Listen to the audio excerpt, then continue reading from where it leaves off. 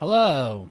Hey, so Karen is running a little bit late. She's staying in a hotel, so she was running and she'll be here very, very soon.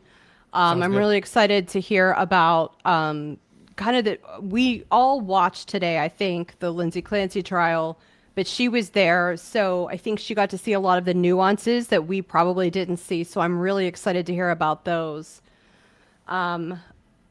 A couple of things I wanted to talk about tonight, and obviously whatever Karen does, but Dr. Mack, that was a big deal, describing the bipolar 2 diagnosis. Oh yeah. Yeah, and then the Dr. Heilbrunn, I think I said that right. He also described it. The comment from her faith, which we all heard, and we're like, the judge put stop to that. Then the motion for mistrial. But Dr. Sathoff, I really want to talk about this guy. Oh wait, Karen's here. Let's add her. Yay! Hey, Hey I'm so Karen. sorry. No, no, you're fine. Were you actually running? Like Yes. Now I gotta figure out how not to look like a freak. How do I? Oh I my think you god. look There we go. beautiful. There we go. I literally just got to the hotel room. I was like, ma'am, can I pay after? I just checked in. Are you staying there? Yeah, I'm just gonna spend the night tonight. Okay. I Yeah. gotta be there early in the morning, so I'm no more. I was like, I'm so tired that driving in the morning would be harder than driving tonight. So Do you think we're gonna have a verdict on Tuesday?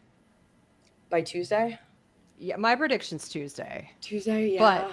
you have more inside information than me, so I don't think I have anything today. Like it'll be just I don't know. There are people. So I paid like more attention to the jury last time. Ooh, I just got very bright. Um, and there are some people that laughed with Kevin. Like they're starting to get they're starting to get a little more annoyed with the longness of it. Like I feel like a lot of them probably have some idea of how they believe. I don't know how you couldn't. You know what I mean? Like listening this long and hearing all the individual doctors and being presented all the evidence. At some point, even though you're not supposed to make some kind of decision, it feels like, you know. yeah. But I don't know how you're going to get 12 to agree on the same thing. I don't. So what was the vibe like today? So today's the only day I wasn't here. Okay, you weren't there today. It seems like everybody was No. bored. Everybody was, well, but my insider friends said that today was like, everybody was like, okay, come on, let's be done. We got to be done. The Did guy you took watch so it long to today? answer. I did get to watch it. I did have, it was like meet your teacher day at school. And I had to mom. I wanted to mom. I needed to mom. So I was Yeah. like, and we So put our cat to sleep yesterday. So it was like, Oh no. I know that sucked. she had So she had maybe like the worst day in the history of days yesterday. It was okay, it was not a good day for Karen. no, Um, but I'm ready for tomorrow. Like I'm ready to move. You know what I mean? Like, oh, there's nothing I can do. So I'm ready you for know, like, like when something's buffering and like there's a little yeah, spinny wheel, that that's wasn't what that, like that guy, I right? needed. I needed it above his head, the little thing going like this, and it's saying like rebooting after every It was question so Reddington asked strange. him. It was so Well, strange. I I was think like, that does he have an on and off button? Is he a I robot? think he's very disciplined, so he takes his Yeah, time to answer questions thoughtfully, but he he's also very leaves enough careful. time for objections. I mean, Yes. he's Dr. Kirk, yeah, Dr. K. Uh it was all he was also very like pausy. These last three were just rough to listen to. Holy goodness.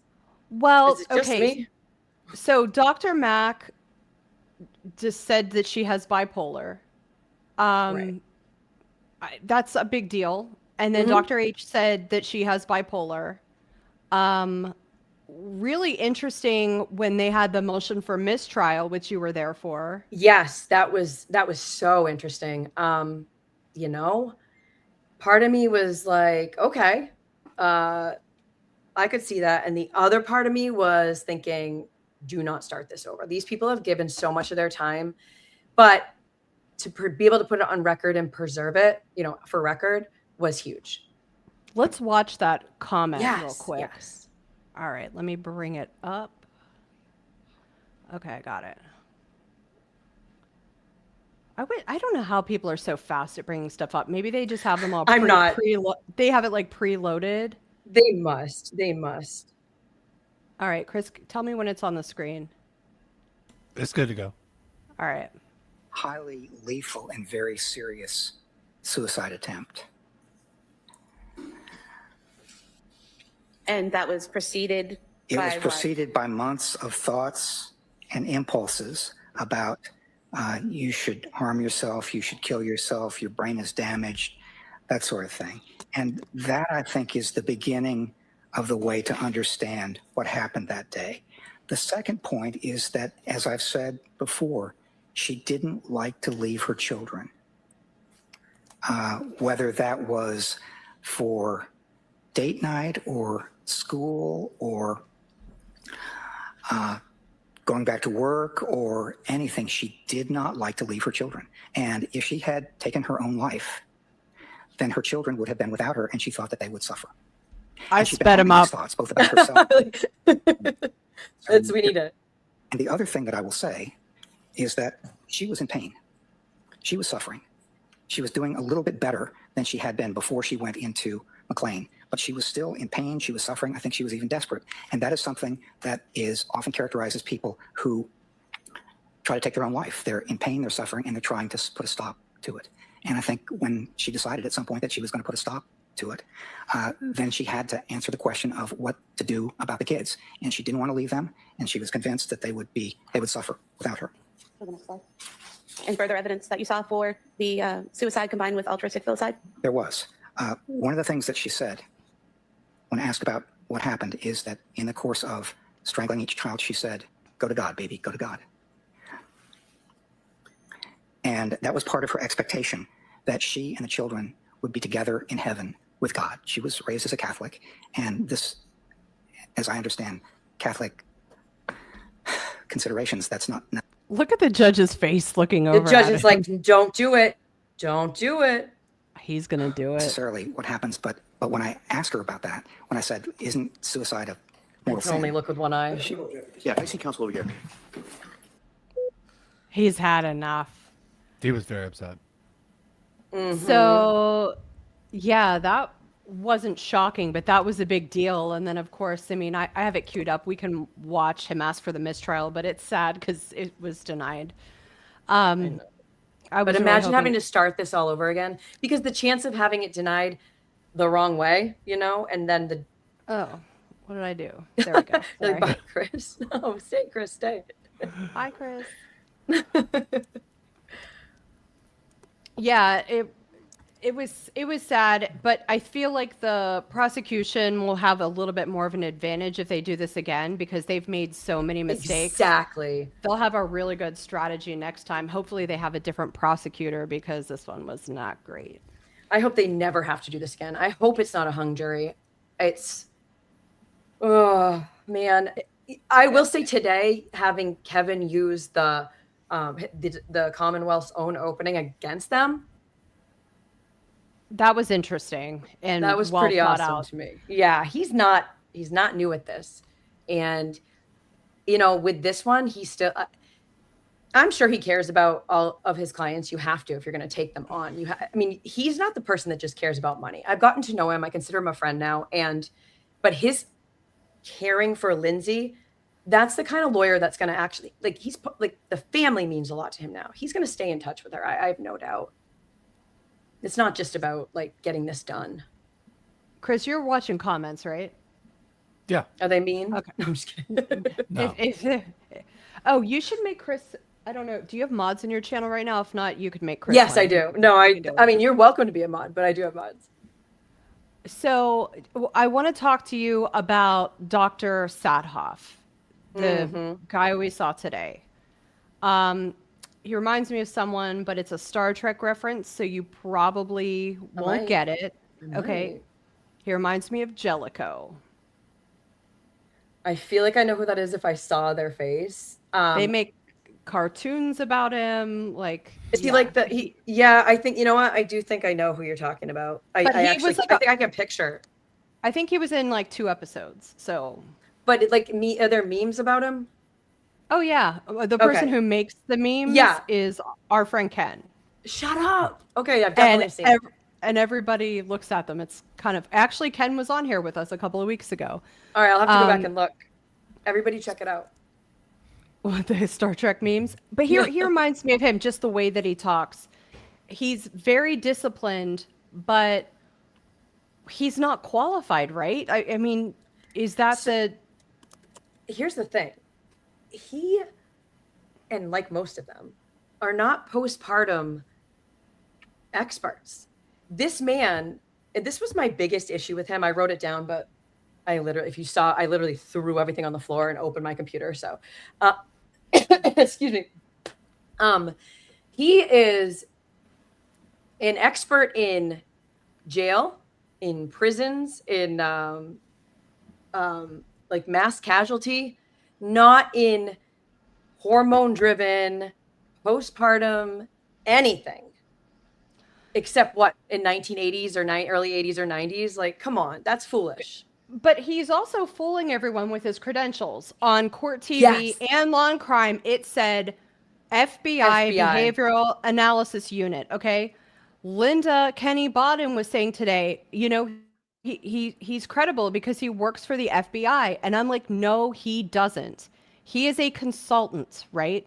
So the That's FBI crazy. will call, is not on their payroll. The FBI will call him if they need an expert in the things that you described. Okay, that's his only affiliation with the FBI. This is complete garbage. Here's the funny part. Oh, sorry, go ahead. No, you, please. The funny part is just those words, like no one's actually, I feel like no one's actually going to care how his association with them is. The words, the letters are what gives him like the clout. And they're going to be like, are they going to weigh his testimony over other people's testimony because of the letters FBI, no matter where they fall in it? I think so, yeah. That's what I'm worried about. Yeah. But it's misleading because he doesn't work for them. What is VSP? What's VSP? Is that the prison? Virginia State Penitentiary? What's VSP? Yeah, I think he was part of the Virginia State prisons, or he was part of the prison system in general. Maybe he was just a consultant. Yeah. I mean, unless you have their CV out right there, like I wish they haven't been putting things into, like, usually you can grab the evidence and you can actually look through it, and they have been very difficult about actually putting the evidence out there for the media. This is his specific description of his role with the FBI. Okay. Senior FBI consultant, an independent contractor or external expert brought in for specific advisory, technical, or forensic tasks. Wow.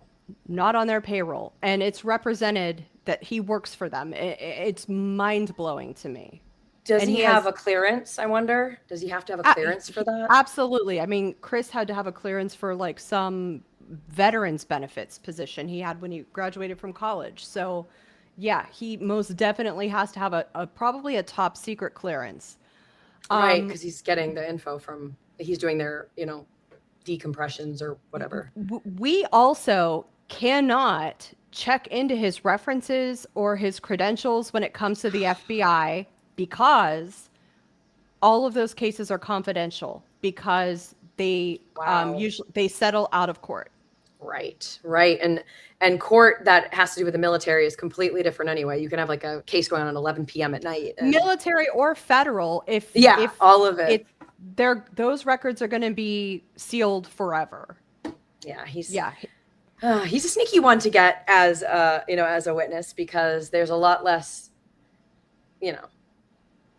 Ocean Behave said, of course he's credible. You can't question that now. The question is, did the state prove that she was sane at the time of the crime? Did the 3 witnesses prove that? That's the only issue. I mean, you're right. In that sense that is the only issue because it's already over. So we can't kind of go backwards and fix it. But I can question his credibility if I'd like to, well, yeah, which I'm doing. Right. right. So his primary career focus is counterterrorism, hostage negotiation, and general violent criminality. So no postpartum. And Kevin asking him the questions about, the GABA enzymes and what happens to your prolactin levels, and him just eventually being like, yes. And Kevin's like, do you even do you understand, or are you agreeing with me? And he's like, agreeing with you. Like, come on. Like, then he started to sound stupid because he doesn't know about postpartum. He's not from that. It's like the jury at some point somebody on that jury has to rein them in and say, postpartum, this is a postpartum situation. And if you have a baby and you nurse for 2 years and then you stop nursing, that is a postpartum. You're still going to deal with postpartum stuff, even if it's 2 years down the road. And it's huge. So I really hope somebody in there like dealt with either postpartum anything, or even nursed for a longer amount of time, or got pregnant back to anything that would make your hormones draw out in a longer way than 4 weeks, 6 weeks, something that would continue it on. How did you feel about the all of his interviews being through Zoom? I swear, if you're gonna be an expert witness and you're meeting with, he didn't even, what did he say? It was like January of this year that he first even got involved, and then he didn't even see her until not that long ago. That's nuts. And then to see her on Zoom, I'm sorry. Right. That's So not- how would he observe microexpression? Psychomotor, agitation, a flat affect, subtle physical signs of medication side effects, residual trauma. You need to physically see those things. And I'm sorry, but you can't see that on a Zoom. No, I agree with you 100%. I have to, sorry about that. I have to think that just watching this jury, I have a sticky note with a very basic makeup of the jury, and I think I can tell. I think I won't get kicked out of court if I tell you sort of the very basic, like, here's where they sit kind of thing. I don't want to like get myself in any trouble, but it's basically like there's a woman in her 40s to maybe early 50s. She sits on the end, and so then she's like our age. Yes, yeah, maybe a tiny bit older, maybe. I'm guessing but not you're that much. a couple In the years younger 40s. than me. Yeah. I mean, I don't know, but the woman next to her is one of the older women on the jury. Very nicely dressed all the time, very proper, and always kind of looks like this. Even if some of them even like make a they laugh and smile sometimes. They do. Not this one. This one doesn't. She's very serious. Next to her is a man that is 40s, 50s. I have a really hard time judging because now you can actually like look so much younger, and I don't want to hurt their feelings. So Yeah. I actually feel kind of bad. We'll call him middle-aged man. He's a middle-aged man. He's got a long beard, like a white beard. He looks like I could see him with like on that, like the greasing show, like a ZZ Top beard. Not that long. Okay. It's kind of like just like not monster trucks, but I could see him on one of those Monster Garage shows. I could be reading him totally wrong, but that's the kind of like look he has. Like a biker look? There's one that has more of a biker look, but he could ride a bike. He could ride a bike. I feel like he knows what he's doing in the garage. That's very generalizing and probably not the correct thing to do. Then after him, there are two women that are pretty much they're like very regular people. There's nothing like stands out about them. The one that's next to we'll call him like the Monster Garage kind of guy, will offer him, like I've seen her hand him like a tissue or something over the course of all this time. They're just very like, the thing is they're all there stoically. There's no real characters, which I think is kind of interesting. Next to those two women is the guy that I must drive a Harley or something. He's awesome. He comes in a suit. They're all awesome, I think. He comes in a suit every day, and he's got the longer beard, and he looks like he's got long hair. He's like, but it's pulled back. It's very like He looks like a biker. He's taking it Next- seriously though by He's dressing up you know- every day. Here's what I've noticed. They all dress nice. They've all dressed very nicely through this whole trial. Even if one's in jeans, they're in a very nice outfit. Like they are no one's coming in pajamas. That's what I've noticed. And they are taking it very seriously because none of them really make any kind of faces or gesture. Now they're starting, the courtroom is packed with media. So they are starting to look around. People are coming and going. There was a dog in the court today. There's going to be an overflow room tomorrow. I heard. That's why I'm here, to get there very early. Yeah, which they haven't had yet. Okay, next to the nicely dressed person is another older woman, and then a younger woman, and then one of the two oldest women in the whole thing. So then front row is the youngest guy.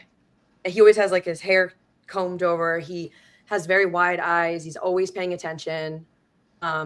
Next to him is a man with he always wears like a polo shirt, but you can tell he probably wears like much chiller clothes on the weekend. He's got a little soul patch. He pays attention. He laughs sometimes when Reddington says something that's funny. The next to him is probably the oldest man there. He looks like a grandfather. He's taking this very seriously. Even he takes tiny notes. His writing is so small. I mean, I've sat like close enough that it's just that he writes a lot of notes that you can see that he's writing a lot. Maybe he's afraid he's going to run out of paper. So he's writing tiny. I know. Well, they can have as many notebooks as they want and more pens. I've seen someone get a new pen that's run out of ink. So I thought that was funny. And then let's see, after the oldest man there is maybe the other oldest kind of woman. Yes. Let's read that. I have never heard the 911 call. I'm guessing you did, Karen, because you were in court when it was played, right? Well, that's the only. I don't want to hear it. Someone put how did they put it on YouTube? Wait, you got to give us more info about that. Because there is I have a episode where I have part of the 911 call. It's from long before the trial started, before it was like, so don't get me in trouble. It's been there the episode's been around for a long time that I did an episode on this whole thing. You can hear his 911 call, but not the part, anything that has to do with the children, nothing at all. Listen, guys, there's always a morbid curiosity of things, but there's also, you're going to not forget those kind of things. I worked in 911. That was my job for a long time.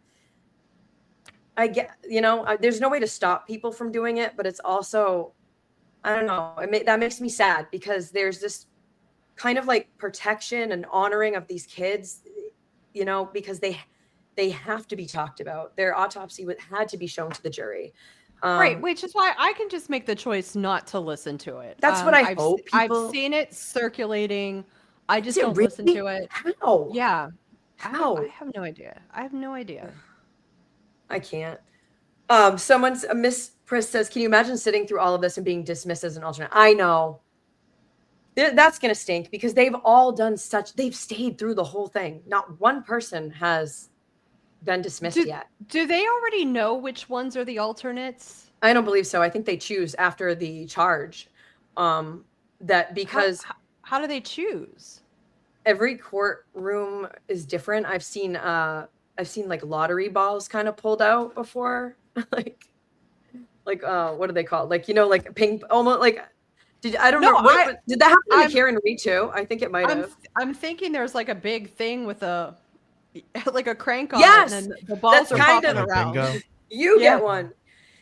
Numbers. They all have numbers. They pull numbers out of something is usually how it goes. Maybe it's like the Harry Potter sorting hat. Like bingo balls. Yeah, I do think it is. It's a bingo wheel. It is that. That's what we're gonna. I hope they show it. Bubblegum. It did. Oh man. I wanted to ask. Oh wait, did you tell me about all the jurors yet? Oh, where do we leave off? Let's see. We have Like there was the oldest woman, then a younger woman, then the youngest looking woman that always looks kind of confused. She's always like she just always looks. Wait, that was Samantha Beningo that put that on there?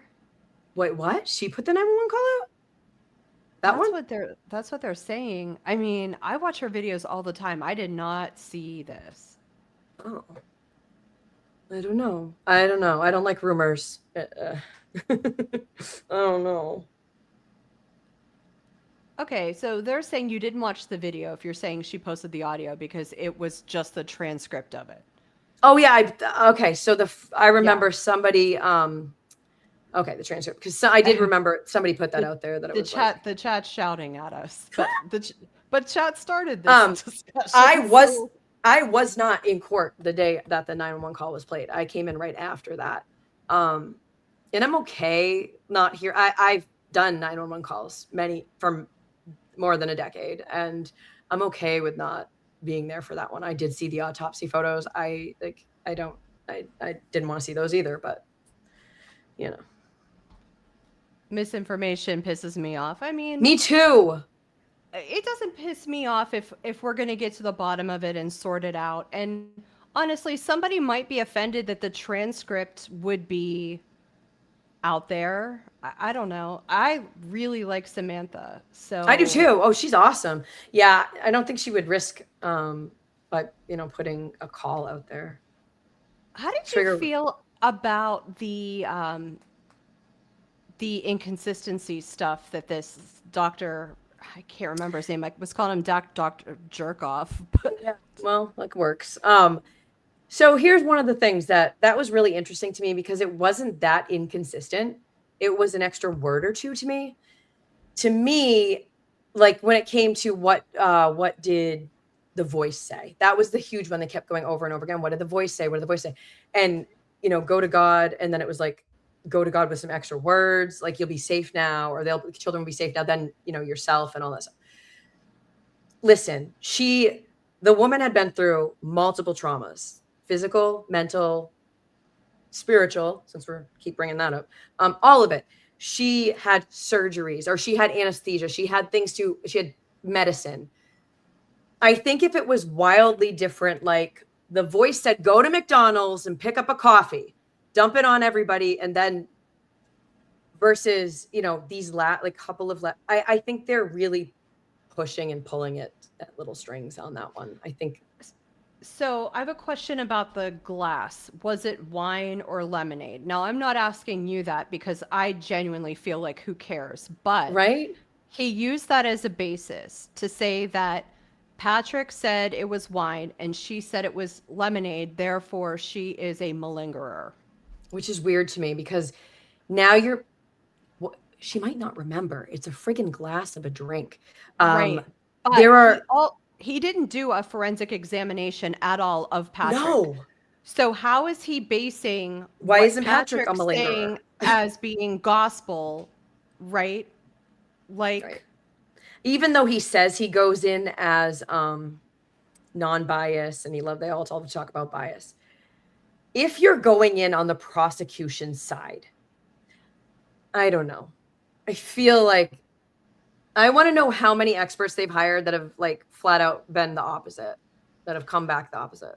There's a situation where neither one of them are liars. Is they said it was a tumbler. Yeah. So if you have a Yeti tumbler, which we have a bunch of them that for wine, we have other ones for whiskey or whatever, different shapes, right? And she did drink wine sometimes. So these are nice. They keep your wine or drink nice and cold. Right. But you can also drink regular drinks out of them. So if that's on the nightstand, Patrick may default to there's wine in it. Yeah, maybe that's what she always put in it. Because it's a Yeti tumbler and not lemonade, which is what she actually put in it. Right. There's a very logical explanation why that's not consistent. That doesn't mean someone's a liar. And here's what I've learned from sitting in there and reading things and hearing other things, and the Commonwealth especially only they don't have to do full truths. They can use certain phrases and not, they can sort of cater it to how they want to shape and mold it, how they want it to look. Reddington said, ask the cops about the drink and crushed pills. Oh, no, you can't because they didn't check. That's right. They didn't. Nobody knows what the hell those pills were. Nobody knows about any of that. And then What the Duck said, how can you trust that either of them remember after such a traumatic event? If you are a firsthand witness of something and you have a traumatic event, it is such a small amount of chance that you're going to actually remember the real complete thing. I did that in a series I'm doing on a case. It's called the Eddie O'Brien case. And it has to do with, I talk a lot about witnesses. And if you experience a traumatic event and you have, you're the eyewitness, your reliability goes down by so much if it's included in a traumatic event around you. So it's not a big deal to me. I'm trying to think about situations where I've been traumatized, and honestly, I don't remember details about them. Right. I also have zero visual memory. I don't visualize things at all. No, I don't have dreams. I've never visualized something that wasn't there. Right. I am a total visual person. So to me, it's like I'm probably the opposite of you. Yeah, I have the absence of imagination. Wow. Right. I wouldn't remember anything. Someone would ask me all these questions. I would have no idea. Where was this? I don't know. Right. I have to be very specific and make a point to remember where things are.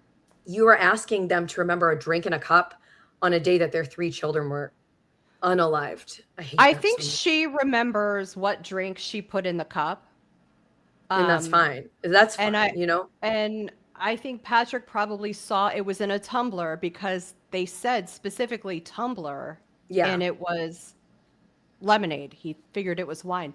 But they never tested. They never tested the liquid to see how many drugs were in it. So strange to me. So strange, because now they don't know if that was another method by which she was trying to leave the world. We don't have any clue what she was. Was there anything in the cup? Because wouldn't she have just drank it all? It was an empty cup? I believe you can see in the pictures. I swear there's like white residue, or it looks like somebody crushed up something in the evidence. I have some evidence. I might have the evidence photo of it. Do you want me to look really quick? Yeah, if you don't mind. Not at all. Let me see. Does Chris speak asking for a friend? I've spoken a couple times. There he speaks. He has the gift of gab, so he usually talks quite a bit. But whenever he and I are streaming together, we do it a little bit differently. So it's not like all Lindsay Clancy, which he's been working and not able to watch it. I usually update him on things, and then we have a conversation about it. But he'll speak up. Yeah. Oh, you're welcome. I don't like Vanessa just said, I was working today. I didn't have a chance to really catch up with anything that was going on with this trial. So this is his catch up. Karen and Vanessa whoops. Talk about I touched the wrong button. I'm sorry. I'm also slow at this. So there, now I'm in the right section. I know I screenshotted some because I'm doing a Lindsay Clancy, like what happens after kind of thing. So it has to do with mental health. I'm getting closer. I know it. I feel it.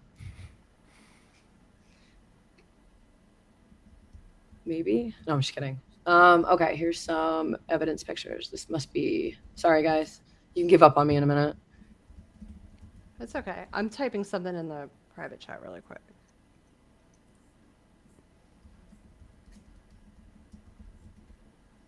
Chris, fill in the gap. Okay. All right. I'm back. Oh, I might not be able to find them because I said I would and I said I had them. I just can't remember if they're on here. My brain is like a little bit scrambled. It's a little tired still, so it's not. Yeah, you were driving too. Yes. So I'm like, there are 3 or 4 different places I keep. Karen, I really need to do better organizing. Did you get any sleep last night? I did. I slept. I thank God finally. Uh, I finally slept. And then Is I it, was just so tired from just the weeks and weeks of driving, almost 6 hours every time I drive. And yesterday was like, or the day before was like a 4 hour drive there because of they were doing like construction in the middle of the road in the morning traffic. I'm like, ugh. yeah, I So mean, you had to take the cat to the vet yesterday, right? yeah, so I was kind of up all night, Monday into what day is it? Yeah, Monday into Tuesday. When I got home from court, I noticed that my cat was like just not right. So I brought her into bed with me. And then, long story short, by about 4 a.m., I couldn't sleep anyway. And I was like, I'm just going to get up and go to court early. And then I saw her in the bathroom and she couldn't stand up. And I was like, yep, nope. My husband was That's like, I'll bring terrible. her to the, it was awful. He's Was like, I'll she bring her to the vet. older? Was Only she an older 11. cat? She was 11. Oh, that's To me, terrible. that's kind of young. She was Yeah, pretty awesome. cats can live to be like 18. Yeah, like we've had 18, 19-year-old cats. It was acute cancer. It turned out she was bleeding into her stomach, and it was just literally the only thing we could do was put her down. If there was anything I could have done to like even help her, save her, give her a chance, and it wasn't going to cause her more pain and stress, I would have in a heartbeat. But so then I pretty much, well, I had to drive home and change my pants because she accidentally peed. Hey, can you tell us a little bit about this wedding? Because it was a Mexican wedding. Yes. Okay. So my son married my new daughter-in-law is from Mexico. So her entire family got all their visas at once, and they've never had that before, where they came to the United States at the same time. It was incredible. The food was incredible. The dancing was incredible. I think my quads still hurt.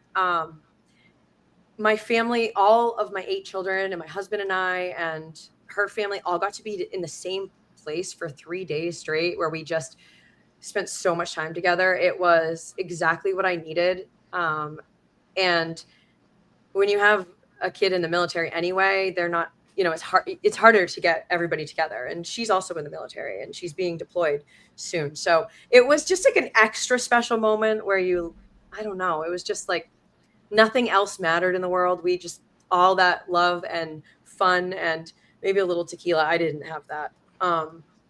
Lots of dancing, no, I don't like tequila. I definitely had a few Coronas, but and then her family made authentic Mexican food. Oh my God. I lived in Mexico City for a while. You did? Oh, the I food. did. I hate cilantro, so that can be a little bit of a struggle, but They didn't use it. They did not use it. There's no other food like it. It was like just kept coming and coming and coming. They had so much food. It was like they made these they almost looked like quesadillas, a quesadilla. They were, with real corn tortillas and cheese melted inside. And then they gave you tamales, and thank you, Cheech. And then they had carne asada, which I don't eat steak, but I loaded it with fresh guacamole and fresh tamales, which were so very spicy, but I had to. I'm craving one right now. That's why they call them hot tamale. Right? Hot tamale. Yeah. And then they had this, oh my God, they had roasted potatoes, and they made this sauce out of chilies that they had blended up with tons of butter and tons of lemon. What, like a mole sauce? Kind of, yeah. And it was, but it was like yellowish and all over the potatoes. Take me back to the mountains. Let me rewind. It was so good. But it's really interesting because I don't really speak a lot of Spanish, and my children, there was a lot of kids there, and just watching everybody, even though you don't speak the same language, thank God for you can, do a translation into a phone or what, and they make your earbuds kind of tell you. It didn't matter. It just shows you can have so much love and fun and happy and not even have to really understand the same language. And that's probably some deeper lesson I could come to. I would live in Mexico if I wasn't so tall, because that was my biggest. That was the hard part. How tall are you? I'm tall, but okay. I'm tall for a female. I'm like the average height of a man. Okay. So I'm 5'10". I'm jealous. I mean, I'm not tiny short, but I have an S Yeah. in my back. I would really like it to be straight. If it was straight, I'd probably be a couple more inches. My back is actually like double curved. So With like scoliosis. yeah. Yeah. And it's like the top curves in and then the bottom, then the bottom curves the opposite way.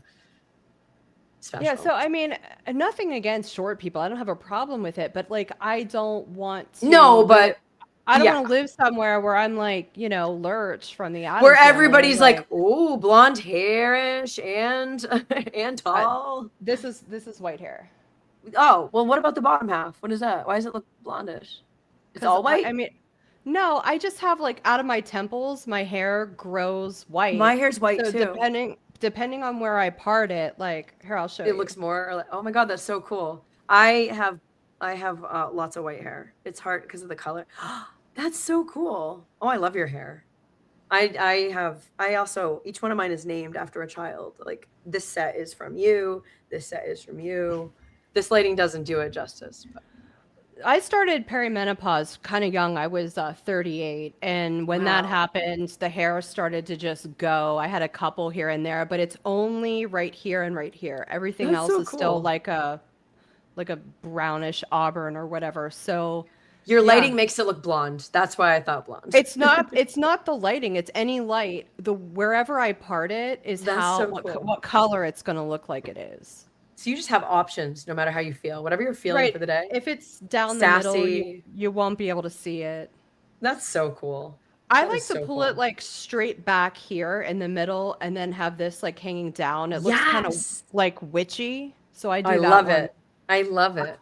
I asked Chris if I could do that today and he was like, no, leave it the way it is. And then I was like, should I leave my glasses off? And he's like, no, I like you better with glasses. Oh, my kid told me I looked weird with glasses yesterday. He's like, you look weird. I was like, because I don't wear them all the time. Like, I had LASIK like 10. Yeah, I had LASIK like 10 years ago. So I didn't need to wear glasses and I still can get away with not wearing them. But like my computer monitor is kind of far away. So I just need like a light prescription. I only really wear them to drive. Yeah. I'm not like a big glasses look person. Just they're very cute. You look great. I guess it's my streaming personality now. Yes, you have two different. Can you talk to me a little bit because I was confused today about the end of court and what they were talking about the charge stuff. So that's where they decide like what's going to go on the jury slip. That's where they they talked about it a little bit. They have to have that kind of all ready and what they're going to say to the jury. So they decide like they might say something and it's only lawyers. The other people aren't allowed in there. So that's like one of the only private type of situations that happens behind closed doors. Well, we were there, right? Yes. I think they were trying not to let public in the other day when they were doing like the mini charge. It was weird. And we're like, still a public thing, but it's like the jury goes home. There are things they each, I don't know, because the judge had said he was going to like sort of make a, what's it called? Like a practice. I don't even know what he called it.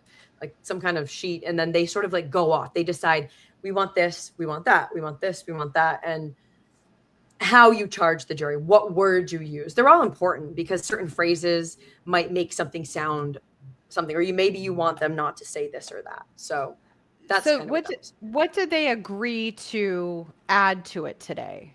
That is a good question. So at the very end of court, I was at the kids' school. Hey guys that are coming in late.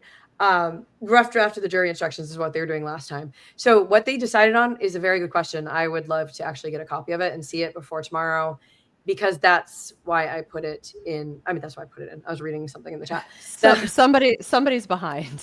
They're letting us know. That's cute. Yeah, we know. Thank you very much. It sounds like they're putting manslaughter on there. And so I feel so bad that I'm like behind on that part of it. And that's what I don't understand. Like, right. Okay. So Ms. Priss is telling me manslaughter. That's right.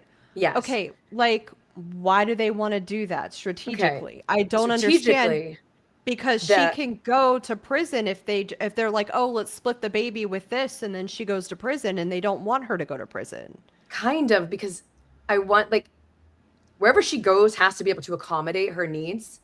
Right. So I'm not entirely sure what they do with her. Does she stay at Tewksbury even if she's also, if it's manslaughter, what if she's already been in there for 3 years? What if it's manslaughter and the time is served? You don't know. But if you have the thing about manslaughter, it's risky. But if it's first degree and then kind of murder 1 and murder 2, she's going to jail for forever, or for very, very most of her life. If it's manslaughter, that sort of gets them to compromise. Like, look, I'm not going to find her not guilty here.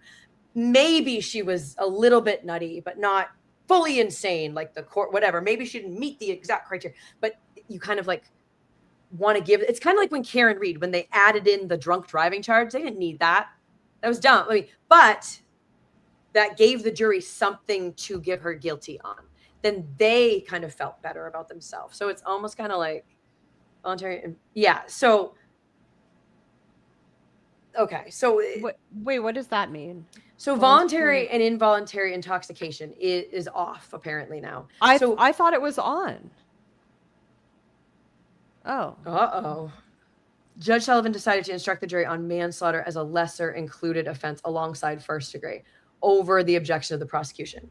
Yes. So, Kevin said Thank you, Oceans. Yes. Kevin said in an interview today that manslaughter and mass is the same difference. See Court TV interview after court. Okay. So that's the lesser charge. That's basically the intoxication type of thing. So okay. It gives them something to find her guilt. Like if you're guilty of manslaughter, we know she did it. Okay. We do. She said she did it. It's not Patrick, internet. Because let me tell you, Reddington would have been on that like a fly on poop. Okay. It's not. So I don't hear any. This is funny. I was texting with my cousin who I see, and if you're watching, hello, Carrie, because she wants to, watch streams, and that's cool. But I told her I'd been talking about this, and the first thing she said, "Do you think the husband did it?" Same and at I'm school like, today. This is such a like TikTok thing, and I don't get it. It's on I feel Facebook really too. bad for the guy. I do too. It's in the Facebook groups. There's Lindsay Clancy Facebook groups. And so when I went to meet the teacher today, it was the first thing that they asked me is like, I guess they knew I was there. And they said, so tell us the truth. Is it the husband? And I was like, as salacious as it would be, I promise it's not the husband. Like, I'm so sorry. It's not the husband. I'm a cupcake. I like cupcakes. Well, I don't like to be anything, but I do like cupcakes, and I like Melanie Little. So I like her too a lot. Yes. Although I'm not watching. This is the first time there's been a trial that I'm electively not watching it on her channel. It's too intense. Yeah. And I love her pausing it and explaining things, especially if I'm going to talk to Chris about it later. Right. I find that really helpful, but I can't do it. I don't have the capacity to do it. I need to blow through it. And yeah, this one's got a lot of that like drawn out stuff too. Yeah, I need to just be able to steamroll through it and then try to find some peace, because like I'm sure a lot of people feel the way that I do. I'm going to be devastated. Yeah. If she has to go to prison, it's gonna mess me up too. I mean, I don't know, just sitting there like and seeing her and hearing her attorney speak about her and hearing that she was such a wonderful mother. Like, not one person. I hope, like, I have to think this jury also has been sitting there listening as well, and so they also need to they got to be able to go back to all the evidence, and so they are very big note takers. They really are. So I don't know if they're allowed to bring their notes in. Are they? Can they study them? I have no idea. Wait, their notes? Yeah, they have notebook. Like they take notebooks. I think that's all they're allowed to have.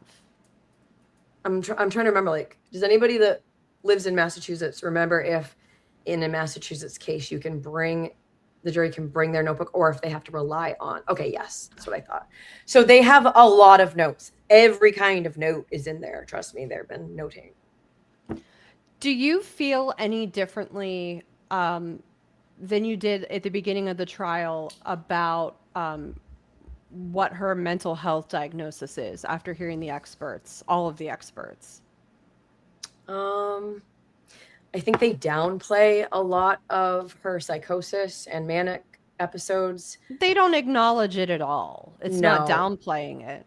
Right. And just certain things she did, like the excessive exercising, the cleaning stuff out. I understand why Kevin keeps going back to that, because if you actually have it in a bipolar, I don't think that she's maybe just bipolar 2. And they keep downplaying bipolar 2. And that to me is annoying as well, because bipolar 2 changes your entire life. You know that. Like, I have my husband, Chris, who's here, and he'll probably start talking because I'm going to talk about him, has bipolar 1. And he is sorry. Why did I think it was 2? Sorry about that. And he is on a very, very good medical regimen that works for him with medication. And I've never seen Crazy Chris. He was crazy. I call him Crazy Chris. That doesn't offend him before I met him. So he's happy to talk openly about it.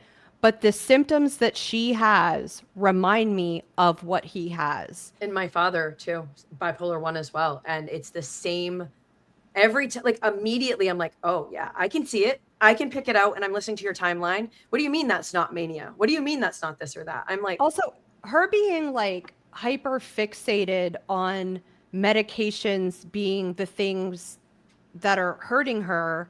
Isn't that medications? Right. That's mania. That obviously weren't. Right. And then downplaying ones that actually were, like the SSRI, like she didn't know what was going on. Right. And right. I mean, that's a bipolar mania, what she was doing, this obsession and fixating on things and that didn't make any sense. And she can't rationalize it, and you can't talk her out of it. And there are all these seasoned professionals saying that they didn't see it. And I'm like, what?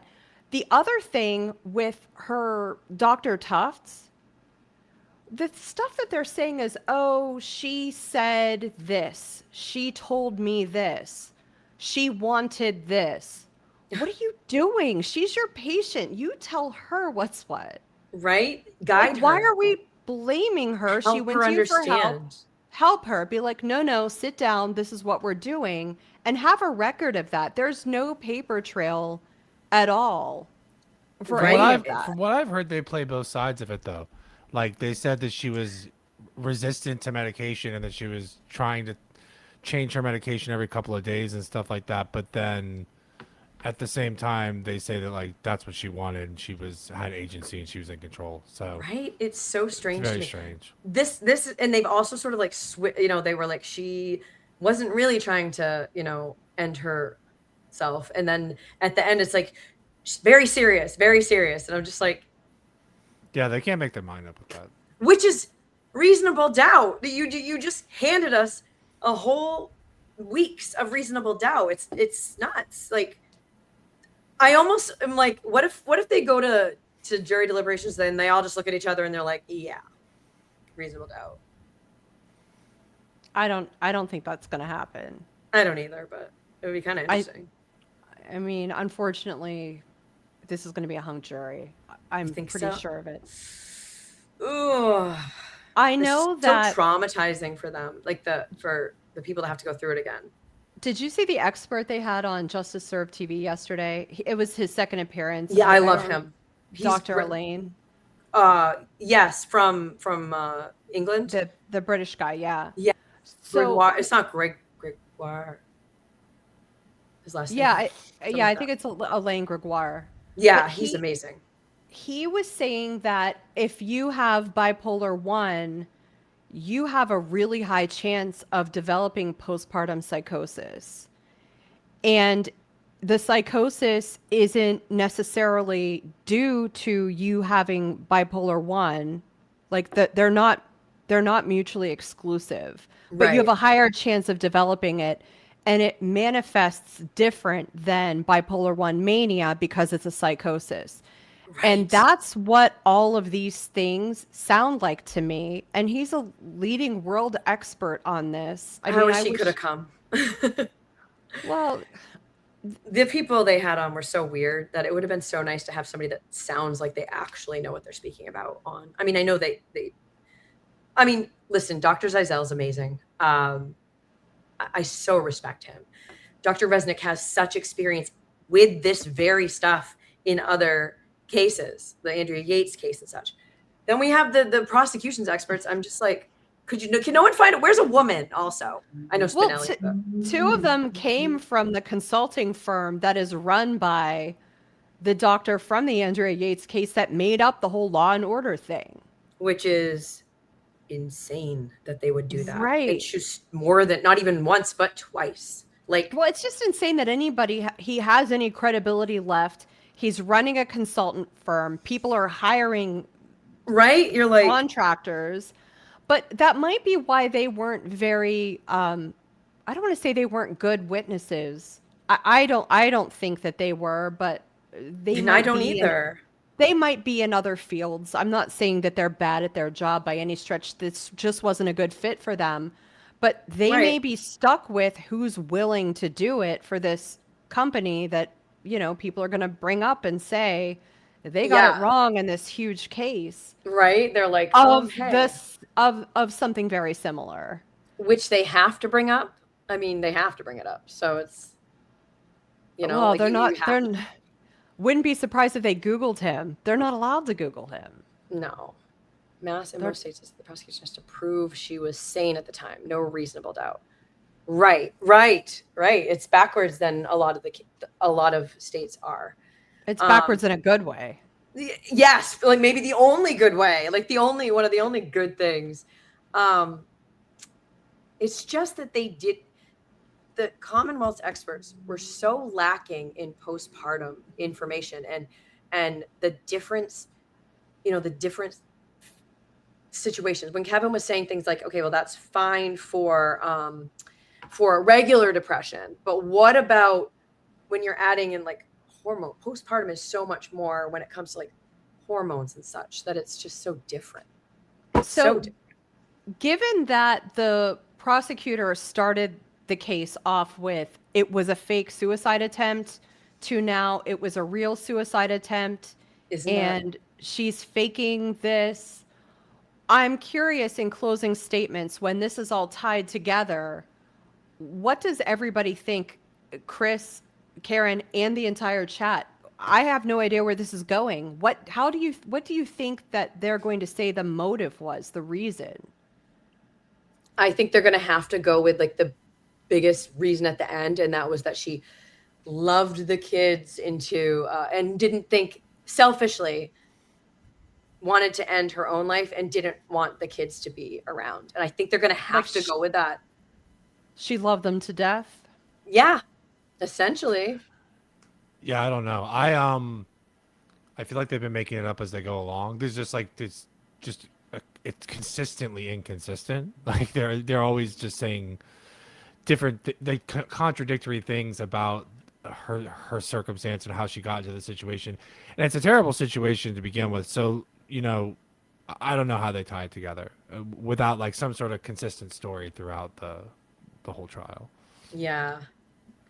Can you guys describe bipolar? I mean, because I know that they felt bad for Chris, but Karen, I know that you have like a really like indirect but intimate relationship with it because your father had it. And like, can you tell me from your perspective what your observations of him were?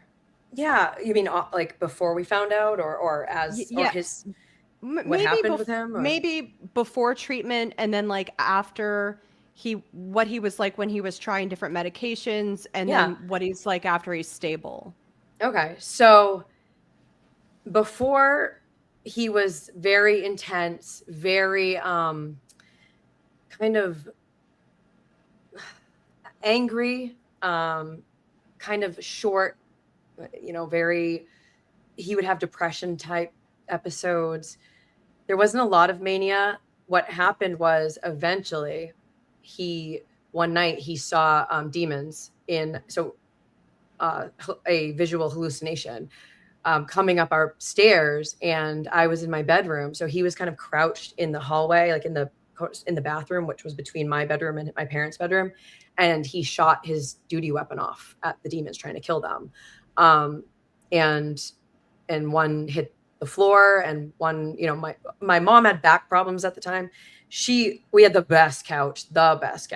She was asleep on the couch downstairs. Now she was a cop as well. So she jumped up. She's like, Jamie, what are you doing? And we had no clue. Now I pretended to be asleep, but I heard all of that situation going on. And I'm like, not going to get up and find out what's going on right now. Cause I was like, yeah, no, we're good. They came in to see if I was awake. I pretended to be asleep. And my mom ended up like spending the whole day with him, like the whole night, convincing him that he wasn't seeing demons, that it was actually not there. And so I remember the next day he was in a very religious stage as well.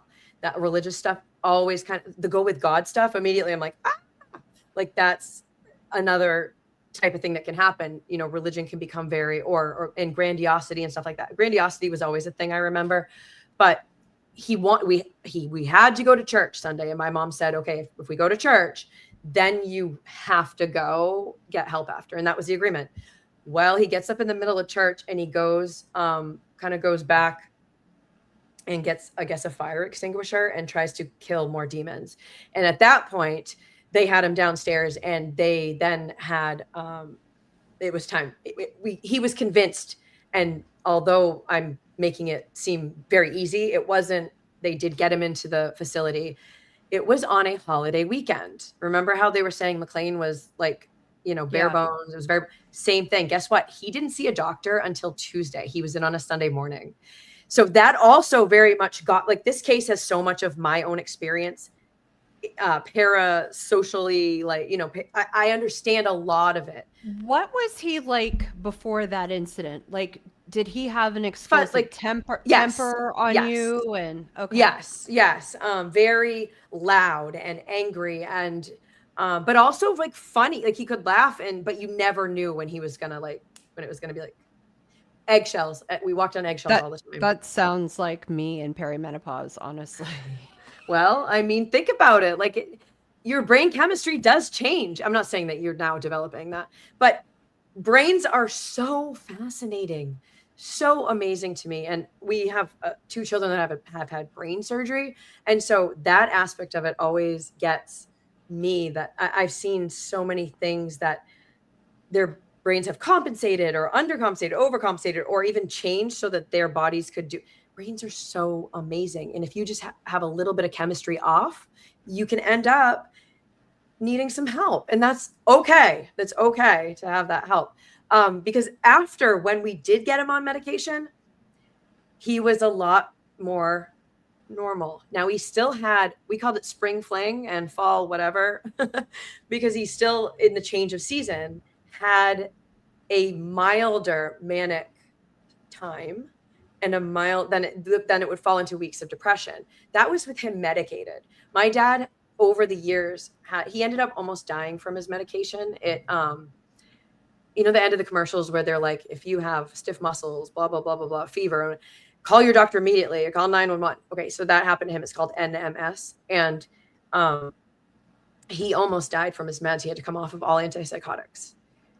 He was still on Depakote. We ended up finding, they had finally got him on a medication because the lithium had caused stage 3 kidney failure. So they had to move him off of lithium onto something else. We had 2 years where he was maybe where he was very like peaceful, because he like was almost like not comatose, but it was a nice change. We didn't have to worry about him freaking out ever. So it was very much like, yeah. My mom did write a book. Thank you, What the Duck, for putting it in the, my mom did write a book about all of our experience. This is all in a much better storytelling manner. After that, he had to go through. How old were you during this span? Well, when he was originally diagnosed, 11. I was in middle school. Okay. It was like the weekend before school started. That was awesome. Then when he had his first almost dying from antipsychotics, and that goes to show that even at the lowest dose, oh yes, someone just wrote that somewhere. I saw it. Even the lowest doses, or even changing a tiny bit of something, whether it's a low dose or no dose, or that pisses me off too, because the same person can have 5 milligrams, and then the next person might need 50 milligrams, and you tweak it even a tiny bit, and you might be thrown off completely because your every body is so different. So when I had children by the time he went through his second situation. So then he ended up, fast forward, the worst time for me was 3 years ago in 2023. He had come off all of his meds. He stopped taking them. Why? Because they were causing him so much pain. He was having nerve pain. He had such bad tremors. He was in the bathroom all the time. He was so frustrated with how his life was that it had to be better. And he came off, and he went into a psychotic state where he was paranoid, seeing visual hallucinations, doing auditory hallucinations. But listen to me when I tell you that if you guys were at my house and he was telling you a story and I'm sitting there knowing that none of this is true, he could have played off being a normal person. And that's what another thing that makes me angry about this case is, because they keep saying things like pressured speech. He didn't always have pressured. I have pressured speech sometimes. He didn't always. Did he ever? Yes. Did he have strange ideas? Yes. Did he make up words? No. But all of the other things, yes. He ended up becoming a bit violent, and 911 was called. He was sedated and brought into the ER, where he spent 5 unmedicated days waiting for a bed to open up somewhere. Those were the 5 worst days of my entire life, other than my husband finding out he had cancer, and maybe a couple. I'm going to put it in the top 5 worst experiences. Was my dad unmedicated. He is a big man. He was like Buzz Light. Picture Buzz Lightyear. They used to use him to go through a building instead of a battering ram on the task force. So he's a very loud, large, strong guy that works out. He was working out every day, excessive exercise for his entire life until now. He ended up being court ordered to stay. And when that hospital was amazing, he was there for 9 weeks. They had everything, tweaked and whatnot. It was very hard during those 9 weeks because he wanted to come home. He didn't understand it. He doesn't remember a lot of the things he said and did. I was like the only person he wasn't paranoid about or angry about, but he also forgot simple things. Like he'd ask for my husband to come, but then forget I was married. Like it was weird. Then he had this whole thing where like he was going to take my daughter on like a missionary trip. I just looked at her. I was like, just go with it. She was like 12. I was like, just go with it. It's fine. Because she came to visit him with me, because this is like something that has to be talked about and has to be common in my family. Right, but you brought your daughter there with you, so obviously you didn't feel unsafe around him. No, nope. At that point, he had been there for almost 2 months, and she wanted to see him, and he was okay with it. There were I have a lot of kids, and it was like, this age was okay, this age wasn't, and this age he was embarrassed to be in there, and so he didn't want the older boys seeing him because he was embarrassed, and that was okay for him. That was his choice, and he doesn't even remember any of this, you guys. None of it. He went through. How did they stabilize him? 19 rounds of ECT. That's the electric shock, where they give you a 19 rounds is a lot. It was very risky, in the sense that you can lose memories, you can have permanent stuff. But for him, he cannot be on a high level antipsychotic. It will kill him. And he was on Depakote, and the Depakote, he was actually on his deathbed. We were calling hospice in for him because the Depakote was taking away. If I showed you a video of him, you would say he's dying in bed. You can hardly understand his speech. In order for the insurance to take over and let hospice come in to take care of him, and my mom and I were caring for him in every manner. He couldn't get out of bed. He was bedridden. and I was 9 months pregnant, and my husband had cancer. And so this is 2021. So this is right before his last, like 2 years before his last thing. So there's been a set of years where it's always difficult. But the doctor said, you've got to get him to come in. Then we have to determine he can't be rehabbed. Then whatever. We got him to go in, and the doctor said, oh my God, we need to cut his Depakote. And we're like, you can't do that because he'll go into an episode. When they did cut his Depakote down, he did regain function again, and he was rehabbed back into home. That brought us to 2023, so he was on lesser medication than he should have been. So eventually, after the whole situation where he has the 19 rounds of ECT, and he's scared, and it's so hard to watch your parent and have to like hold their hand and tell them it's going to be okay, and then watch my chart and pray for a great seizure. These are the weirdest times I felt I was living in a strange like twilight zone. Ultimately, my dad is so calm now. He's on medication, but he's very stable. He doesn't get angry anymore. I'll ask my mom, what are you doing? And she says normal people things. These are things what medication is he on? I wish I could remember right now, and It's my okay. brain does not. And I'm sorry, because I totally wish that I knew. It's interesting that your parents' marriage survived that. This last one is the only time it almost didn't. My mom is a effing warrior hero. My dad, the only thing that really kept her from leaving was my dad never lied. He never lied about anything, because if you had add lying to it, she would have been gone. She is a very much like, this is the truth. You tell the truth. And I try to carry that with me as well. This is you are only as good as your word. And they separated at one point when I was really young. It got to the point in 2023 where he was unmedicated, where I really truly thought that the only place in society for him would be in a tent in my backyard. I'm not joking. That makes me emotional today, because you couldn't make him like a little guest house or something. He wouldn't have wanted to live. He was a Marine, and it was like the only place that he would have been able to like he wouldn't have. I don't even know how to explain any of it, except that like maybe a heated shed, like we could have convinced him of. But that's where I thought we were going with this, because my mom couldn't take it. She was being attacked, not physically, but he was so paranoid that she was poisoning him with food. He lost a bunch of weight. And to see them today is incredible. He loves her with so much. He's always loved her, but to see this stage that we're in, he spends a lot of his body has been worn and torn by all of this. And there are a lot of times, and Chris, I'm being so candid here. It's weird to say in front of somebody with it, but a lot of times, even being in public safety, you don't see somebody with bipolar live to a very, very old age, because it takes such a toll on your body. The medications take a toll on your body. He's aged. He may be like 70, but he feels like he's late 80s, and he is in a chair most of the day now. But I bring it. We have sandwiches. We go over. He enjoys food still, and he, it's like he stopped working out for the first time in his life.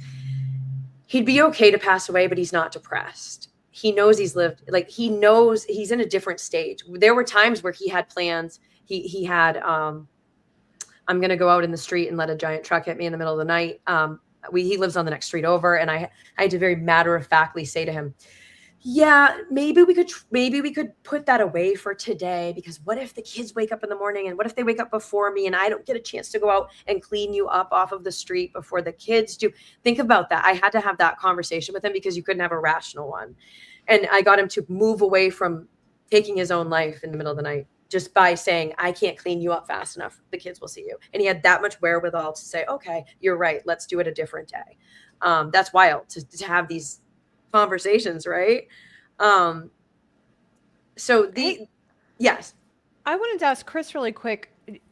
Does any of what she's saying, like, does it sound familiar to you at all?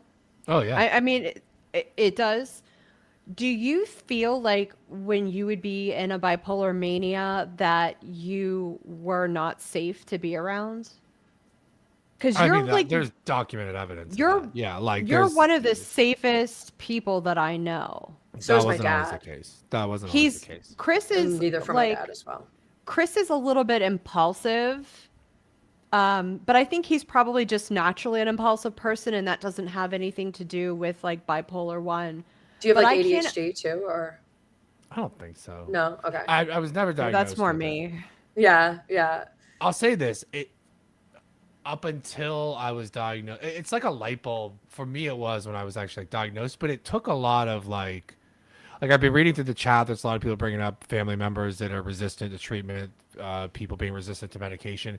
It's interesting when you're going through it because I've said this before. You don't know any other reality but what is in front of you. So Right. if you're paranoid, if you go into a psychosis, which I can think of one time where I would consider my state psychosis, and they called it a mixed episode, which was like I haven't heard anybody else talk about that. But We have had one of those. My dad has had a mixed episode.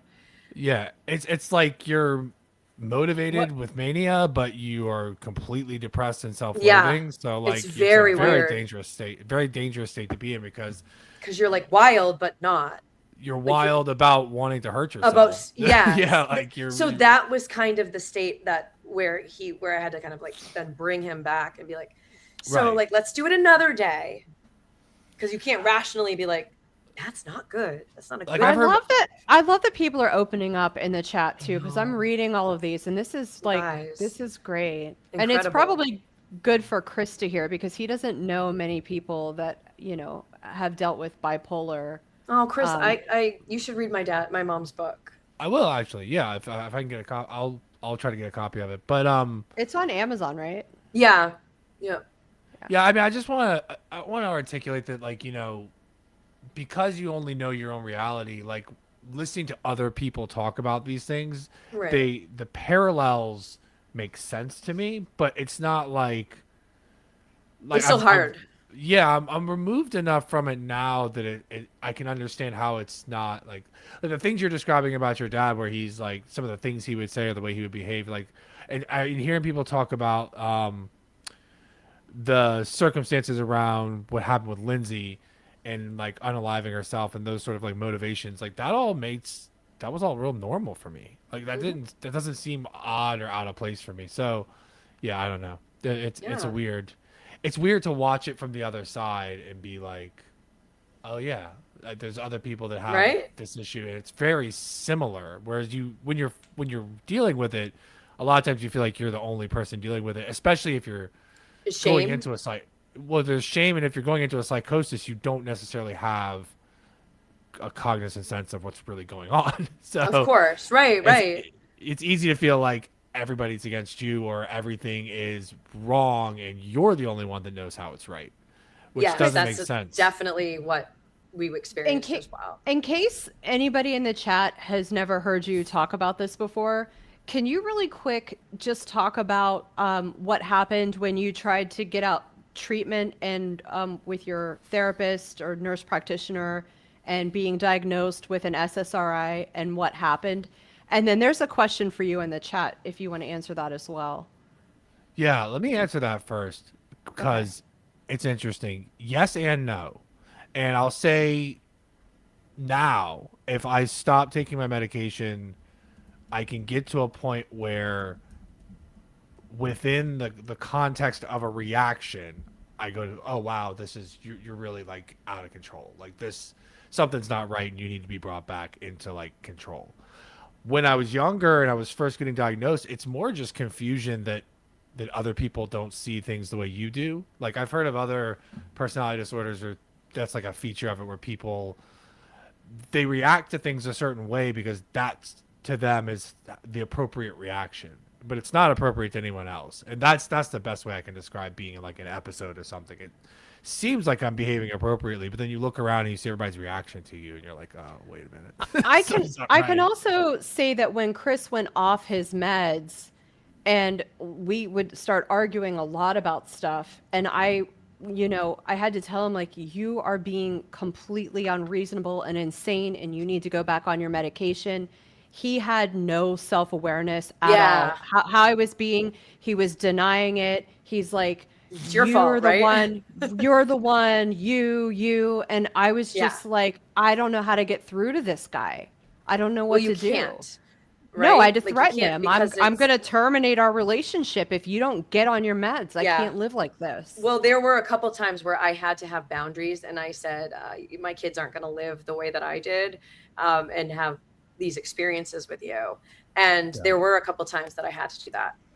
And honestly, when my mom wrote the book, the first time I read it, I had to set it down a couple times because it was hard. There are periods in it that I just had to set down, and then come back to it. When I read it again, and I actually have it on my phone still, and every once in a while I'll refer to something. But when I read it the next time, I read it all the way through, and all I wanted to do was go hug my dad. And I felt so sad for what he's experienced his whole life, how hard it's been. That is when I read it through the second time. It was almost as if like everything clicked in my brain, where I was like, I don't need therapy ever again, kind of. I mean, I wouldn't say ever again in life, but about that, because it fixed it. It was weird. It was like, I get it now. So somebody asked this question a little while ago, and they wanted to know if bipolar affected more men or women. And it sounds like since your dad had it and Chris had it, maybe it's more common in men, but it isn't. It's about 50-50, although I guess the symptoms vary greatly depending on what gender you are. Right? So Interesting. Well, that's like autism too. Like, I think Right. everything kind of does, just because our brain chemistry is made up differently. Again, with the brain chemistry. So Chris had a very similar experience with the SSRI that Lindsay had. I'm gonna let him. He can tell that in 3 minutes. I think she but- was taking Zoloft.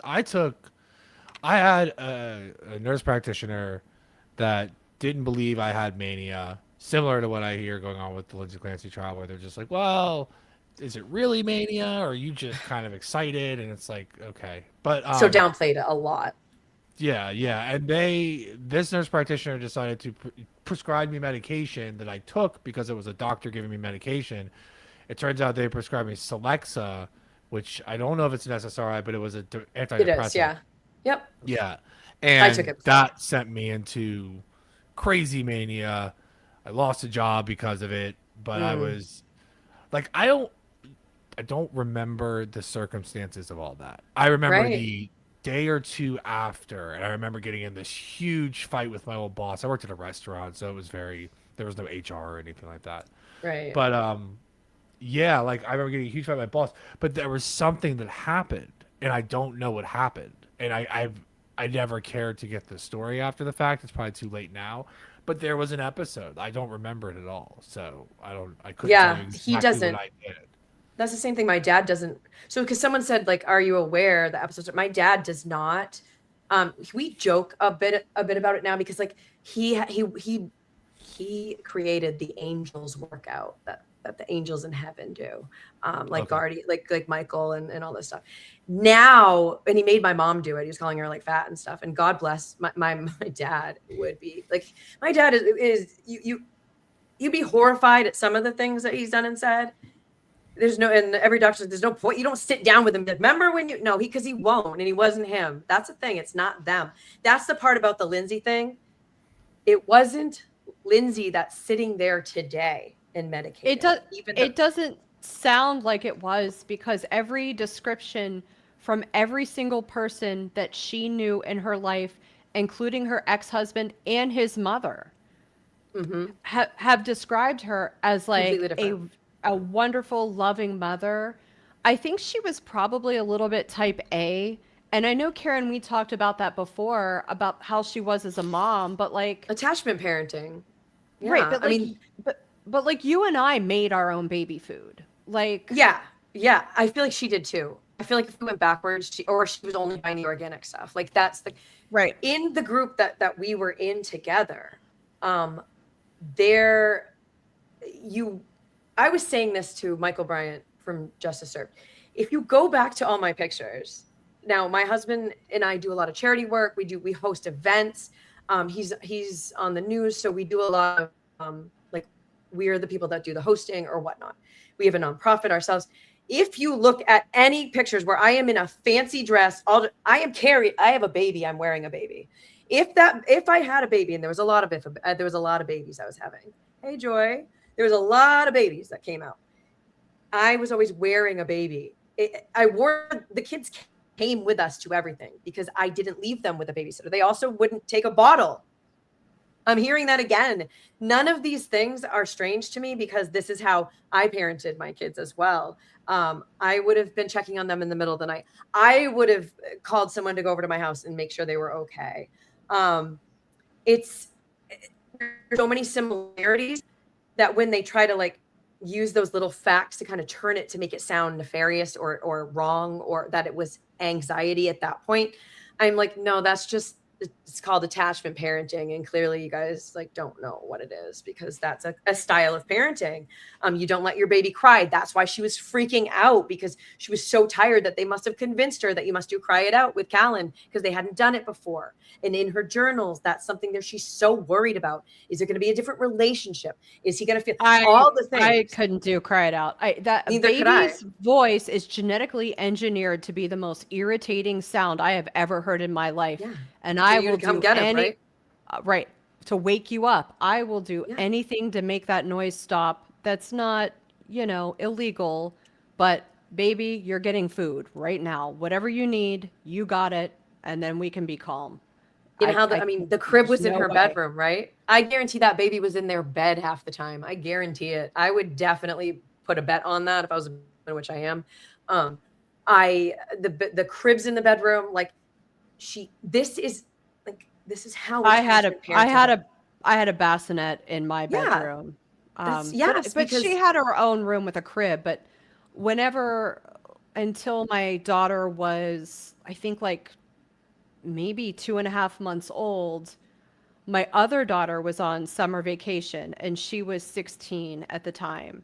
So she would be like, let me help with the baby. I'll take a shift. So she'd take like the 11 p.m. to 2 a.m. shift because that's when she was going to bed anyway. Yeah. And I'd get like a sleeping, fed, changed baby. She'd put her in the bassinet. It would wake me up and I'd be like, oh, I better go use a breast pump or else I'm going to make a mess. And then I'd go back to sleep a little bit, which was great. So I did the sleeping in the room with the baby, but the baby was fed and changed and it was nice. Yes. I hope my oldest daughter never has kids because I will owe her so big time. I know. It's like, that's the fun part about having kids that are like, because my kids are 28 to 5, so I totally get it. Some of them were like so involved. Hey, Dor. Some of them were so involved in the parenting. Like my 4 boys wanted to dress my daughter when she came along every day. I'm like, I want to dress her. But that's like, it's so true. That's so true. But I want to talk about one other reason why this case is so important to me. I did have a very close friend of mine. We grew up together. We did Girl Scouts together, and which to me, like we were in every, like that was our big thing that we did, but we all through our lives were together. She unalived herself very violently on when her baby was 13 days old, postpartum psychosis. And this is 2005 and nobody talked about it. And to me, it's so 2005 is a long time ago, but we're still like, we haven't moved much from that because it's not in the DS. I can't believe that after Andrea Yates, that's the same, like we're still in like the same space. We've hardly moved the needle. And that's wild to me that mental health is so backwards in this country. We've learned a lot of things about the DSM. And more than ever, I believe, in this case. It seems like psychiatrists use it like a Bible instead of a guide, right? To assist with diagnosis, they used it as a diagnostic tool which I think is ridiculous. Isn't that literally your job? Right? Right. It's like if I ever go to a doctor and they pull out a DSM, I'm throwing it at them. The DSM is written by these doctors who we've seen several testify that are essentially insurance company They don't get doctors. It's cover They your d- ass.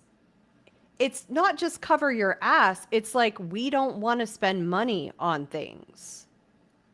That's so wild to me. It's just like then listening to Justice Served with that amazing man on. I'm just going like they have the infanticide law, whatever, in 1938, guys. Right. Yep. England, where we ran away from, still ahead apparently. I Just actually kidding. knew that from watching the show Call the Midwife. Oh, that's a great show. I know. That is my dad and mom watched that. My dad even watched that. Like, I made Chris's mom watch it, and Chris's mom's older. I haven't She's seen it yet. like 83, I I know think. all of it. But she I mean, loves wait, it. I got that wrong. I love Midwives. I've only seen, when I said I've seen it, I've only seen a little bit of it. I need to watch more of it. I got to get back into that after this. Although I might need to just get away like altogether from anything that involves children. It's a drama, and there's a baby in like Yeah. every episode. But Which I love. know, I loved A Baby Yeah. Story. I was A Baby Story. I mean, not really, but I just felt like I was in an episode all the time. so I'm sorry that your friend that happened to your friend. I mean, that's absolutely terrible. What did you notice about her? I mean, maybe you didn't notice anything about her because you kind of keep to She pulled yourself back. after you have a baby too. Like you're busy, so you don't really It's like the first 2 weeks. talk to people. Right? So Yeah. no, I didn't. We were going to plan it. She was like very, it turned very quickly, and we What was didn't get her- to see her with her baby. What was her situation like? She's married. Like, She we was were young. married, and Yeah, we her were pretty husband. young. Her Husband was there. husband was he a good husband? Was he helpful with the baby? Yeah. Mhm. Yeah, they were like Patrick and Lindsay, like seemed like they were in love. Like, I mean, you never actually know what goes on behind someone's door. I can only say what I observe. But she had a great family. Just not expected. So shocking. And Yeah. life changing, obviously. And so that's why, like, I am here to tell the story. And I guess I will touch on just this much of what's been going on. I can't let the drama and negativity of what may be going on around me right now affect my reasons for continuing to tell this story. And it's so important to me. We can't keep any kind of mental health so far behind. We have to put more effort into it, because how many families does it affect? Pretty much every family, right? Well, I mean, I women- have been on women's- medications for so long. Women's mental Women's health health in hasn't general. changed. Right. It hasn't changed much. I mean, Ever. you've heard Really? you've heard the story about the male birth control pill, right? Yes. I mean, I don't know that everybody has. It's just, They didn't like the side effects, so they didn't put it on the market for use. Like, right. And what do we do Female- every day? right. Have side effects from everything. I think a lot of people are getting rubbed the wrong way about Lindsay Clancy becoming like a feminist agenda, and they're not hearing what we're saying about women's mental health and the That's lack what the thereof. people are coming out for, right? When that big standout happened, everybody was like, "Why are they cheering for Lindsay?" Well, What they're I didn't like it either. I didn't like the cheering part, went a little far, but I don't want that to lose sight as to why people came from all over the world. They came because 3 children lost their lives because a mother was not understood or helped in the way she needed to be helped. And we're talking about a mother who was smart, very intelligent, a nurse. I mean, you're not talking about someone who had all the resources right there, but still couldn't be saved. And that goes to our system. and just the sort of like passing her off, from here to here, and the lack of research and the lack of knowledge by all of these. Look at all the professionals they're bringing on. We can't find somebody that actually is like proficient or didn't write a paper in 1990 or even 2000 who hasn't like. I don't think that anyone credible would have been willing. But it's becoming much more apparent to me with this trial that like we shouldn't be using the DSM. Not it can be a at guide. All. No, or I mean, why use it at all? All of the other countries are using something else and not this, probably for a reason.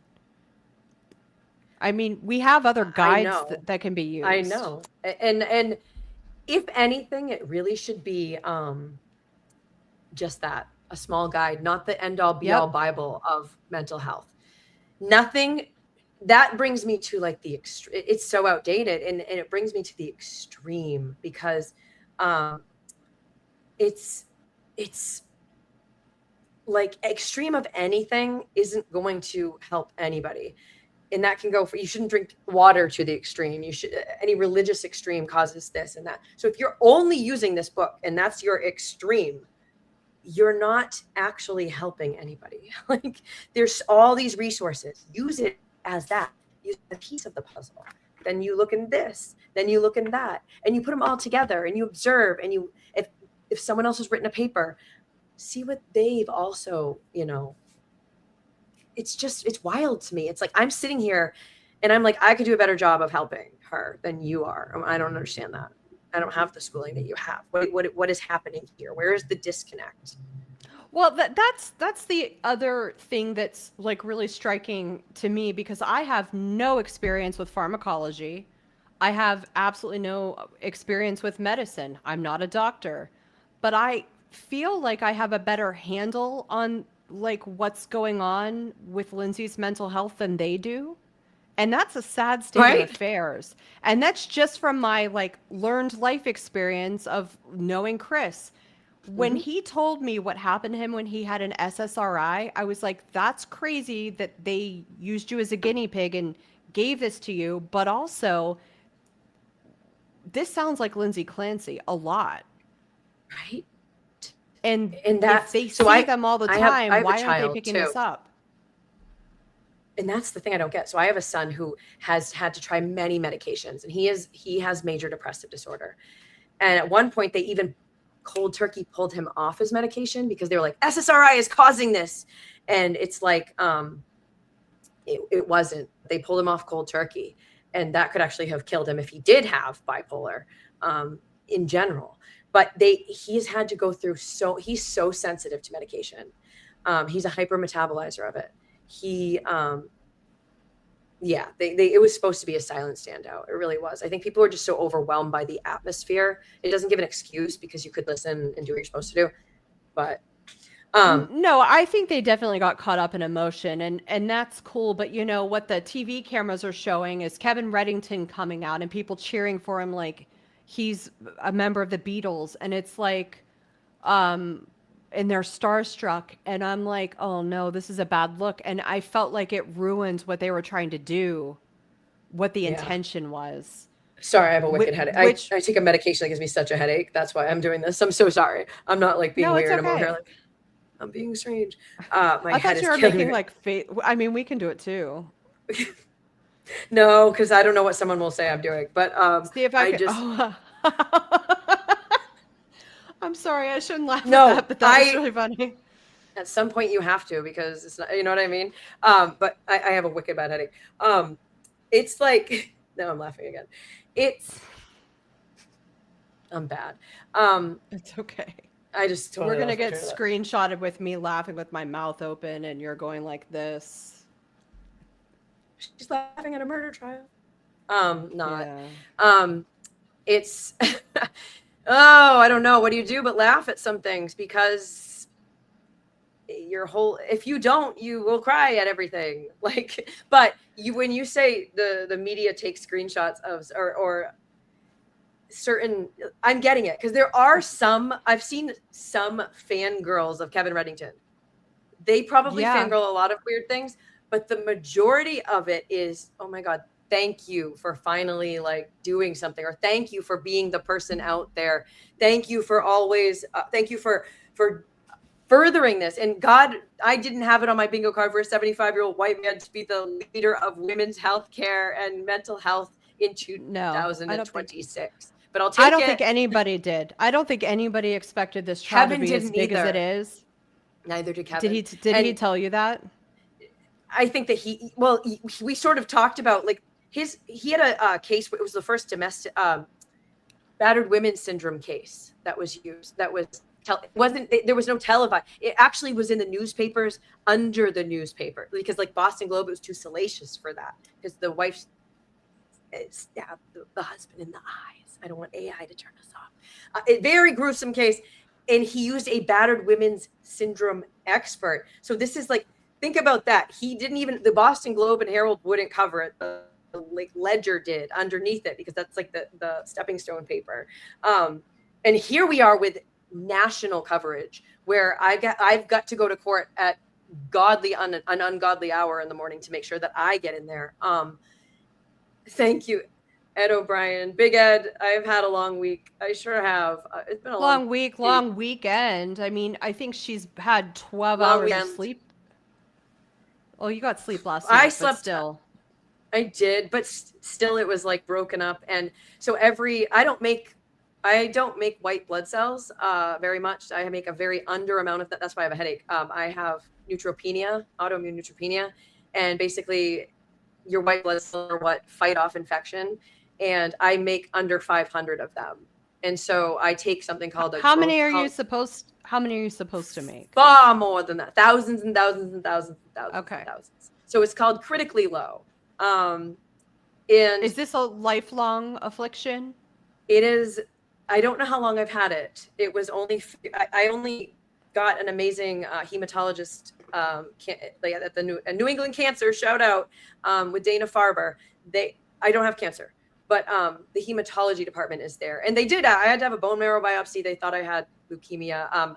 I do have leukemia blasts in my blood, which childhood leukemia as a grown woman, but not enough to call it that. And I don't have it. So really, okay. I have a strange body. But what it does is I take something that they give people with cancer. So if you are on chemo and you are vulnerable, you see people in their masks and they can't go out in public, and they have you always talk about, if someone has cancer, you got to be careful. You can't get them sick.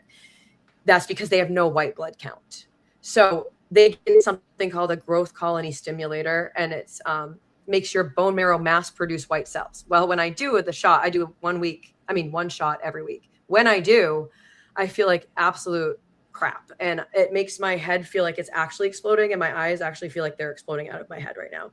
And then, but tomorrow while I'm sitting in court, my iliac crest, my hip bones, all of that will hurt so very badly for the next 2 days, especially. So half the week I'm in a bunch of pain, and the other half of the week still in pain, but I'm alive. It sucks, but that's why so if anyone's going to clip me rubbing my head, please, there's the explanation for it. Thank God for science. You should consider getting some OMT. I don't know if you're familiar with Yes, that. I do. It's amazing. Incredible. It's amazing. I get what's it called? Where they like do your where they rub your head. I don't know. I can't think. But I love, it's like OMT, but like my doctor is like so incredible. I have the best. Does he do like myofascial release? Yeah. So that's basically what they do. Like that's yeah. It sucks having autoimmune stuff. I don't have Blanca B. I don't have that. I have neutropenia. And I have Ehlers-Danlos, which is a connective tissue disorder. Oh, no. I have it. You do? Like, I have the worst case of it that my doctor has ever seen. And he has his medical students come to his appointments with me to be a guinea pig. I think mine is connected to, because blood is connective tissue, but guess what? They haven't studied that either. Yeah, they don't care about it, but it's connected to a lot of things. Mast cell activation. Have it.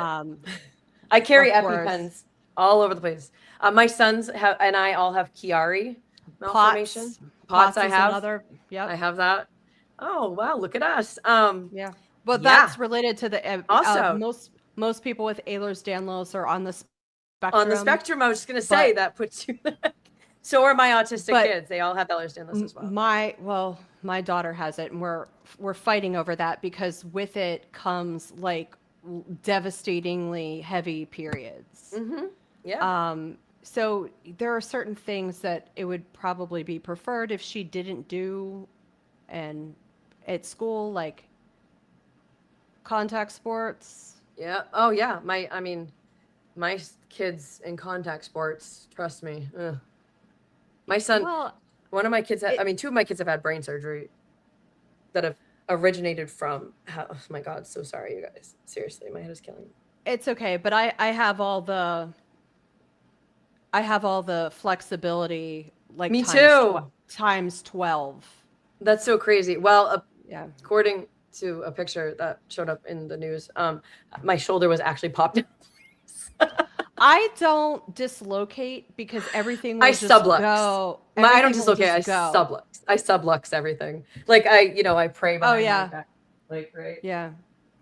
Chris is looking at you like, yeah, Aaron can do that. No, I know, right? It's like people are like, what is wrong with Like you? all my fingers bend backwards and touch. It's so crazy, the right? back of my hand. Yeah, it's gross. It really It's is gross. We're Anyway, gross. I think that I like having that in common with you. I do too. Even though it's gross. I It's get kinda you. Nice. Yeah. I think I get you a lot. You know, there are characteristics that we have physically and the way that we look, especially in our face. We all have a similarity about our faces. So I found that interesting too. Isn't that cool? Yeah. It's so fascinating. Sometimes I look at people and I'm like, oh, you definitely are hypermobile. And you don't know it. And they're like, why are you sitting like that? Oh my God. You should see my legs are crossed. When I'm in court, sometimes my legs are like crossed.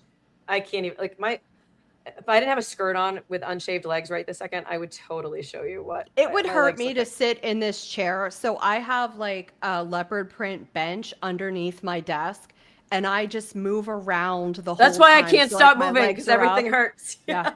Oh my God. Yeah. When I drive with a knee up, and I know it's dangerous. Don't at me today. I do it too. I do it too. Safely and legally. Yeah. I drive This leg up. the hips. foot I was. Ugh. foot underneath me because Yes! otherwise my hips hurt. I'm with you, girl. Like I totally get it. Anyway, I should let you go to bed because you have a Okay. really important day. Are you going to give us an update in the middle of the day? I will. Yes, I will do a lunchtime update, and also I will be live tweeting the whole situation. Okay. Did you guys see where Awesome. I was sitting on yesterday? I was on the defense side. The whole Yeah. media was on the regular side, and I was on the defense side. I got my special chair. I didn't get in trouble. They just ran out of seats, and the defense and the nice court guys that I've become, not guys, but officers, and everybody was like, "We have a special seat for you. You sit right here." That's going to be nice, especially with the media circus that it's going to be, in the I next saw 5 someone else in days. my seat today. I actually know her personally, and I love her. So I'm whatever. But I'm going to try to get that seat again tomorrow. I want my seat back. Totally do it. will. Do you want to come back on Sunday and we can like recap what happened this week and talk about how freaking nervous we are? As long as it's the day before school starts, so I do have to put everybody to bed early. So, but yes, I would love to do. Let's chat and tell me what time, and we'll make it work. Oceans, we are putting Karen to bed right now. I love you guys. Oh my God, I'm seeing it. There's All a right. bunch. Everybody wants me to go to bed. Guys, right, I haven't Chris. even eaten dinner.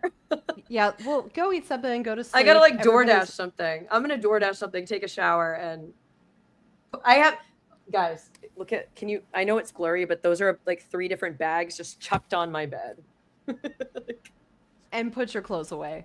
I know. Chris, do you want to play the outro? Yes. Good night, everybody. Good night, you guys. Thank you so much.